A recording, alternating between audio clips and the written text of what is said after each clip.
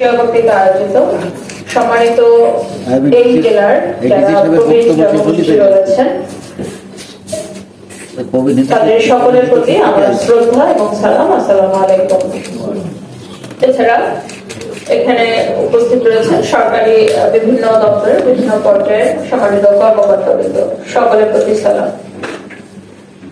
আসলে এই যে প্রবীণ শব্দটা যেটা আপনাদের কথার মধ্যে আসছিল, এটা এমন একটা ন্যাচারাল বিষয় যে যদি আনন্যাচারাল কোনো কিছু না ঘটে আমাদের সাথে, তাহলে ন্যাচারালি সবাইকেই আমাদের প্রবীণে উপনীত হতে হবে একটা সময়ে।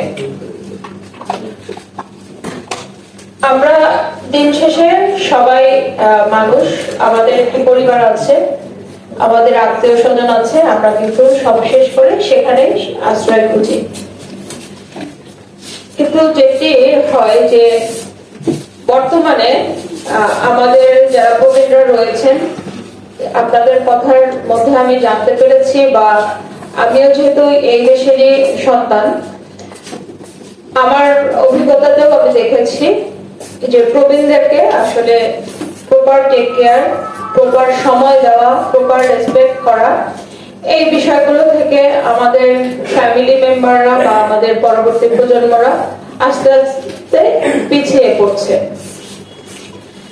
আমি যখন অনেক ছোট ছিলাম, আমার মনে পড়ে যে আমি আমার দাদার কাছে গল্প শুনতাম, তার সময়কার গল্প, কিভাবে পরীক্ষা দিয়েছিল, এসএসসি পরীক্ষা বাংলাদেশে হয়েছিল না, ইন্ডিয়াতে গিয়ে পরীক্ষা দিতে, কলকাতায় গিয়ে পরীক্ষা দিতে হয়েছিল, পরীক্ষা পাশ করার পরে তাকে অনেক গ্রাম থেকে লোক দেখতে আসতো, এরকম মানে ওই সময় ওই গল্পগুলো আসলে আমাদের রূপকথার মতো মনে হতো।